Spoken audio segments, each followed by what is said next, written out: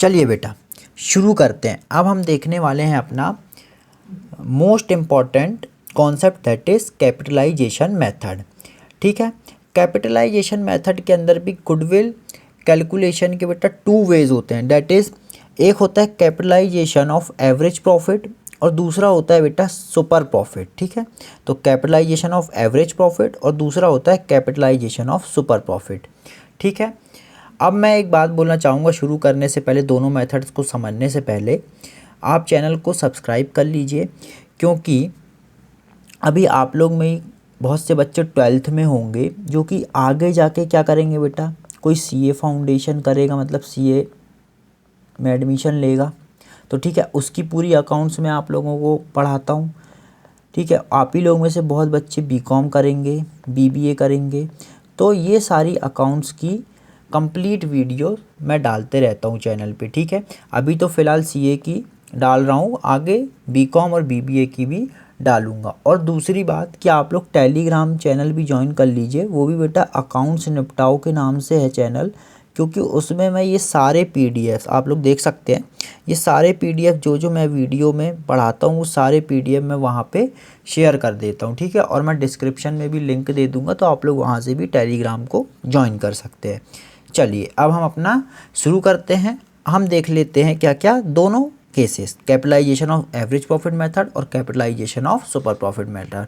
First of all हम देख लेते हैं अपना capitalisation of average profit. Capitalisation of average profit method. ठीक है बच्चा, चलो इस केस में हमको गुडविल कैसे निकालनी है। ठीक है, तो आप लोग ये फॉर्मूला याद कर लीजिए कि capitalization of average profit method के केस में गुडविल का क्या होता है फॉर्मूला बेटा, market value of a firm less, उसमें से क्या माइनस करूँगा बेटा मैं, कैपिटल एम्प्लॉयड। ठीक है, कैपिटल एम्प्लॉयड।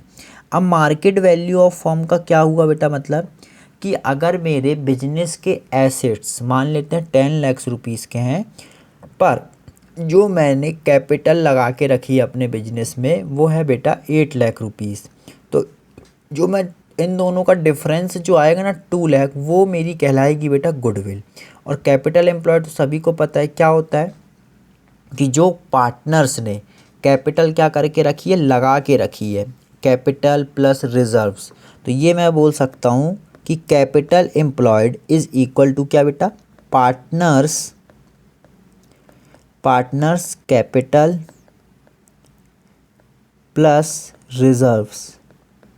ठीक है, या ऐसा भी कर सकता हूँ मैं कि एसेट्स माइनस लायबिलिटी। तो यहाँ से भी कैपिटल एम्प्लॉयड आती है बेटा, यहाँ से भी, और या तो क्वेश्चन में डायरेक्ट गिवन रहती है।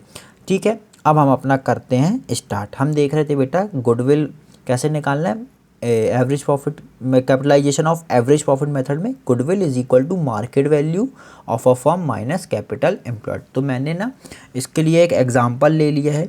क्या है देख लेते हैं बेटा एग्जाम्पल। इसी एग्जाम्पल से हम दोनों केसेस समझ लेंगे, ये दोनों ए और बी। ठीक है, क्या लिखा है, A and B are partners in a firm, their capitals are 3 lakh and 2 lakh respectively. कि बेटा दो पार्टनर हैं और बी, ए की कैपिटल है बेटा 3 लाख और बी की कैपिटल है 2 lakh, and average profit of the firm is rupees 1,50,000। जो फर्म क्या कर रही है बेटा, एवरेज प्रॉफिट अर्न कर रही है वो है 1,50,000 and normal rate of return is 20%। ठीक है, ये क्वेश्चन है। अब हम देख रहे थे अपना एवरेज प्रॉफिट फर्स्ट केस। ठीक है, और इसमें गुडविल निकालना है हमको। अब कैपिटल एम्प्लॉयड हम सबको पता है कि मैं क्या करूँगा बेटा, पार्टनर्स कैपिटल प्लस रिजर्व। तो अभी मेरे को क्वेश्चन में जो मैंने एग्जांपल लिया उसमें तो रिजर्व्स है ही नहीं, तो मैं क्या करूँगा कि मेरी कैपिटल एम्प्लॉयड कितनी आ चुकी है बेटा, ए की कैपिटल है 3 लाख प्लस बी की कैपिटल है बेटा 2 लाख। तो ये मैं कह सकता हूँ कि मेरी जो कैपिटल एम्प्लॉयड है बिजनेस में वो है बेटा 5 लाख रुपीज़। ठीक है, और जो मेरी मार्केट वैल्यू है, ये बेटा बहुत इंपॉर्टेंट कॉन्सेप्ट है, ये मार्केट वैल्यू हमको कैसे निकालनी है। तो मार्केट वैल्यू निकालने के लिए हमको क्या करना पड़ेगा, अभी तो मुझे पता नहीं है मार्केट वैल्यू, पर जो हमारी मार्केट वैल्यू होगी उसी का तो कुछ परसेंट हम क्या कर रहे होंगे, प्रॉफिट अर्न कर रहे होंगे। और यहाँ पे वो परसेंट कितना है, जो रेट चल रहा है मार्केट में बेटा वो है 20%। तो मैं मान लेता हूँ भी कि जो मेरी मार्केट वैल्यू है बेटा वो x है। तो जितनी भी मेरी मार्केट वैल्यू है अगर मैं उसका 20% करता हूँ तो मेरे पास ऑन एन एवरेज मैं कितना अर्न कर पा रहा हूँ, 1,50,000। बात को समझिए कि मार्केट में जो मेरी वैल्यू है वो है x और उसका मैं कमाता हूँ 20%। जो भी मेरे बिजनेस की मार्केट वैल्यू है उसका ऑन एन एवरेज 20% मैं करता हूँ, तो वही मेरा कितना आता है 20% करके बेटा 1,50,000, जो कि मेरे को क्या है 1,50,000 क्वेश्चन में गिवन है एवरेज प्रॉफिट। तो अब मैं क्या करूँगा, मार्केट वैल्यू निकालने के लिए that is x is equal to 1,50,000, ये cross multiplication 1,50,000 into 100 divided by 20। तो बेटा जो मेरी मार्केट वैल्यू है, मार्केट वैल्यू वो कितनी आ जाएगी, कर लेते हैं 1,50,000 इंटू 100 डिवाइडेड बाय 20। तो ये मेरी आ चुकी है बेटा 7,50,000। ठीक है, अब मेरे को दोनों चीज़ें पता लग गई, मेरे को मार्केट वैल्यू भी पता लग गई अपने बिजनेस की और मेरे पास कैपिटल एम्प्लॉयड भी है। तो अब मैं अपना फॉर्मूला लगा देता हूँ कि goodwill is equal to market value minus capital employed. ठीक है बेटा, आप लोग पेपर में ऐसा शॉर्ट फॉर्म यूज़ मत करिएगा, नहीं तो फिर मार्क्स ना डिडक्ट होते हैं। ठीक है, आप लोगों को वहाँ पे पूरा पूरा लिखना है। ठीक है, तो मार्केट वैल्यू बेटा मेरी कितनी आ गई 7,50,000, जिसमें मेरा कैपिटल एम्प्लॉयड है 5 लाख रुपीज़। ठीक है, तो अगर मैं इसको लेस करूँगा तो यहाँ आ जाएगी मेरी गुडविल कितनी 2,50,000।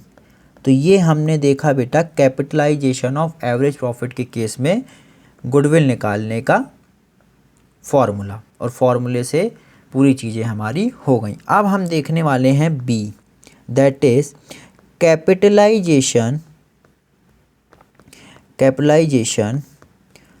Of super profit. ठीक है, तो सबसे पहले हम देख लेते हैं कि कैपिटलाइजेशन ऑफ सुपर प्रॉफिट के केस में बेटा जो मेरा गुडविल का फॉर्मूला होता है वो होता है goodwill is equal to super profit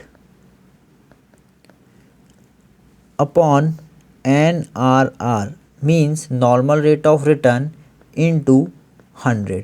ठीक है, तो मेरे को यहाँ तो गुडविल निकालना और आसान होगा कि यहाँ पे अगर जैसे ही मेरे हाथ में सुपर प्रॉफिट लग गया, या तो क्वेश्चन में कहो गिवन हो, अगर 1 मार्क का पूछ लेगा तो गिवन होगा। अगर हमको निकालना है तो हम सब जानते हैं बेटा कि जो हमारा सुपर प्रॉफिट होता है वो कैसे निकलता है, average profit minus normal profit. ठीक है, और एवरेज प्रॉफिट तो बेटा मेरे को क्वेश्चन में गिवन है, चलो ये तो बात मेरी बन गई। पर मेरे को क्या करना पड़ेगा बेटा, नॉर्मल प्रॉफिट निकालना पड़ेगा। तो नॉर्मल प्रॉफिट का फॉर्मूला क्या है, normal profit is equal to average profit minus, sorry ये नहीं, एवरेज प्रॉफिट नहीं, नॉर्मल प्रॉफिट का फॉर्मूला लिख रहा हूँ, सॉरी। ये आएगा बेटा मेरा normal profit is equal to capital employed into NRR।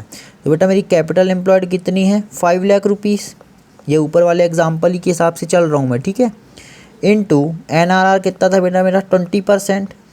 तो मेरा नॉर्मल प्रॉफिट कितना आ जाएगा, नॉर्मल प्रॉफिट आ जाएगा मेरा 5 लाख इंटू 20% करूँगा मैं, 5 लाख इंटू 20%, तो ये आ जाएगा मेरा बेटा 1 लाख रुपीज़। कितना आ चुका है मेरा नॉर्मल प्रॉफिट बेटा 1 लाख रुपीज़। और हम सबको पता है कि सुपर प्रॉफिट का फॉर्मूला क्या होता है, अब भी मैंने बताया ऊपर, super profit is equal to average profit minus normal profit. Average profit कितना आया था बेटा मेरा यहाँ पे? अच्छा वो तो क्वेश्चन में ही दिया था मेरे को, एवरेज प्रॉफिट कितना था? 1,50,000। तो ये मेरा कितना है? 1,50,000 माइनस नॉर्मल कितना है बेटा? 1 लाख। तो यहाँ पे अगर मैं 1 लाख लेस कर दूँगा तो मेरा आ जाएगा सुपर प्रॉफिट विच इज़ 50,000। ठीक है बेटा, बहुत ही आसान है, सभी को समझ में आ गया।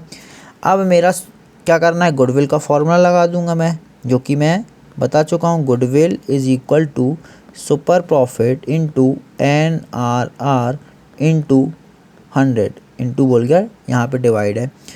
तो सुपर प्रॉफिट आ चुका है मेरा 50,000 अपॉन NRR है मेरा 20 और इंटू 100। तो ये आ जाएगा मेरा बेटा 50,000 इंटू 100 डिवाइडेड बाय 20। तो ये हो गया मेरा बेटा 2,50,000। ठीक है, 50,000 इंटू 100 डिवाइडेड बाय 20, 2,50,000। तो ठीक है, दोनों केसेस से हमने देख लिया कि हमको गुडविल कैसे निकालनी है। ठीक है बच्चों, अब आप लोग अपनी बुक का कोई भी क्वेश्चन कर लीजिए, चाहे प्रीवियस ईयर क्वेश्चन पेपर्स का कर लीजिए।